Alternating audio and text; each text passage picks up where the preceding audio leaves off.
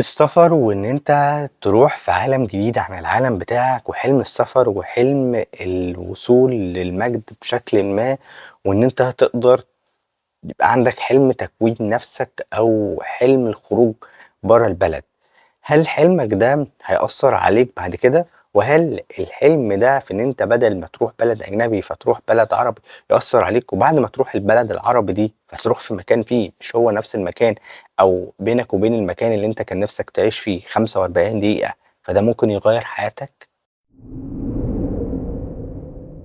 أهلا بيك يا صديقي العزيز في حلقة جديدة من حلقات بوك كافيه، والنهارده معانا مراجعة جديدة من المراجعات الحصرية هنا على القناة، أو خلينا نقول عليها مش حصرية أو بمعنى حصرية لأن هنلاقي ناس كتير بتراجعها، لكن خلينا نقول عليها مراجعة من مراجعات روايات ما قبل المعرض، أو روايات هنشوفها إن شاء الله موجودة في المعرض وأنا كان ليا الشرف قراءتها قبل المعرض.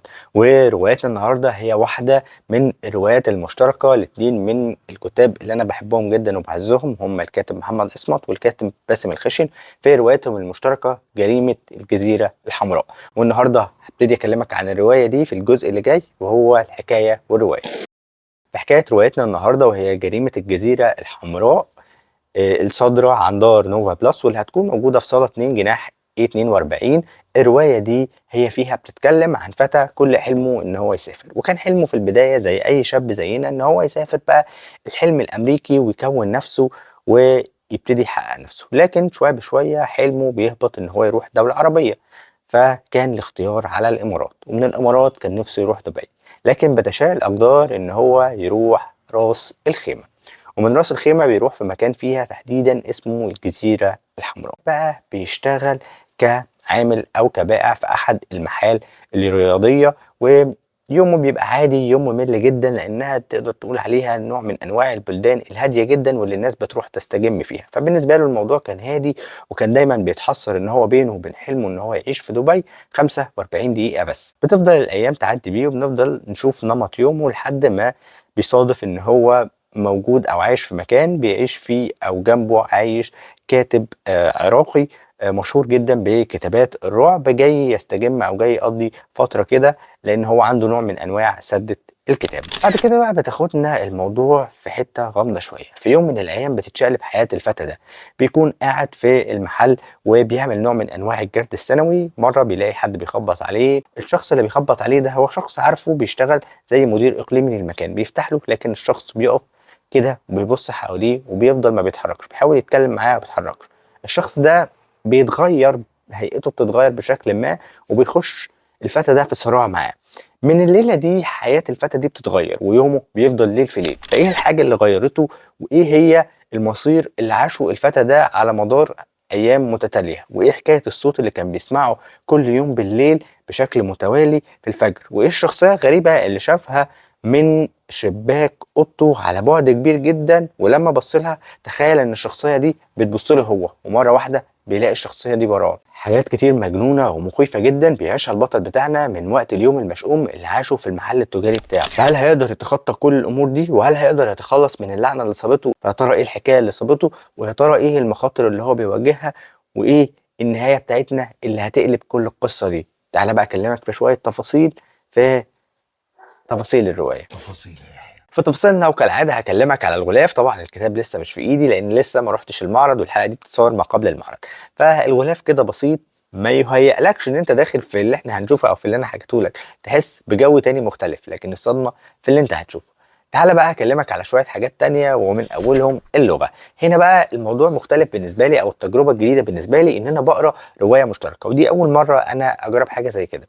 فالمفروض ان الواحد يحس ان في اختلاف ما بين لغه الكاتبين، والحقيقه في اوقات كتير انا كنت عمال اقرا وانا عايز اخمن هو الجزئيه دي مين اللي كاتبها، عصمت ولا باسم ولا اسمت، نظرا لان في بعض الاحيان طريقه كتابتهم بتحس انها واحده، لكن اوقات كنت بحس باختلاف بس ما ببقاش عارف ده عصمت ولا ده باسم.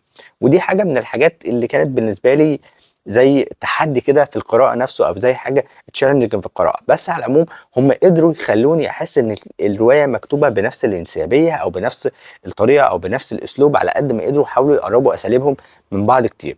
لكن الجميل والمختلف هنا بقى، ودي حاجة بعيدًا بقى عن الحوار والسرد، هي طريقة الوصف وطريقة بياخدوا الحكاية من منظور أكتر من شخصية. يعني في مرة نلاقي إن البطل بيتكلم من وجهة نظره إيه هو اللي عاناه في فصل كامل مع شخصية تاني كان واجهها، في الفصل اللي بعده بنشوف بقى نفس الحدث بس بشكل تاني وبمنظور تاني وبُعد تاني عن اللي كان بيكلمك عنه البطل الأساسي، وبنشوف الحكاية من وجهة نظره هو أو من تفكيره هو كانت ماشية إزاي. فكأنه زي معانا كاميرا كده 360 درجة بنشوف الحكاية من كل الأبعاد، مش من وجهة منظور واحد أو مش من بُعد واحد أنت شايفها من كل الأبعاد.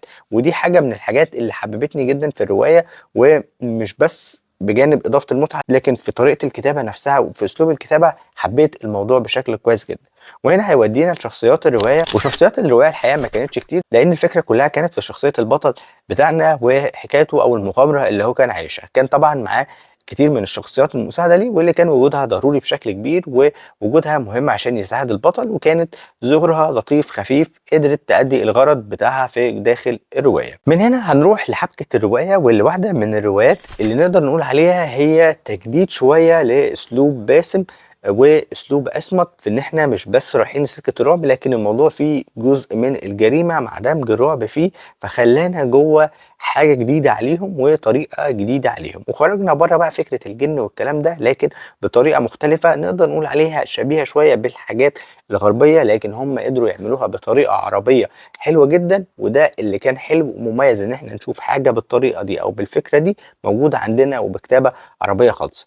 بعد كل كلامي أو التفاصيل اللي أنا حكيتها دي، أعتقد إن إحنا خرجنا برّه النمط اللي إحنا متعودين عليه أو دايمًا بنشوفه في الحلقات بتاعتنا إن إحنا نفصّلها، لإن الرواية خرجت برّه إطار الكلام أو تفكيكها بالشكل اللي إحنا متعودين عليه، لإنها مكتوبة أعتقد بغرض المتعة وغرض الاستمتاع، وده اللي أدّيته معايا وخلّتني أنقل لكم التجربة بالطريقة اللي أنا باقول لكم عليها. فهي الحقيقة واحدة من الروايات الحلوة جدًا اللي هتقضّي معاها وقت ممتع، هتخش فيها في عالم بيجمع ما بين الجريمة والرعب بطريقة مختلفة. وهنا المميز زي ما قُلت لك إن أنت هتلاقي كاتبين بيكتبوا العمل، لكن مش هتحس بده أبدًا. فدي واحدة من الحاجات اللي كانت لطيفة جدًا، وزي ما قُلت لك وباعيد لك تاني، الرواية اسمها جريمة الجزيرة الحمراء، وصادرة عن دار نوفا بلس، واللي هتكون موجودة في صالة 2 جناح E42. وكده صديقي العزيز نبقى وصلنا لنهاية الحلقة، وعايز أفكّرك دايمًا اللي يعجبك ممكن ما يعجبنيش، واللي يعجبني ممكن ما يعجبكش. في النهاية القراءة أذواق، واتمنى دايما ان انت تدعم القناه، تعمل لايك وتشترك الحلقه مع اصدقائك، وتاكد ان انت مشترك ومشغل الجرس عشان يجيلك تنبيهات بكل الحلقات الجديده. ما تنساش تتابعني على تيك توك وعلى الانستجرام. سلام.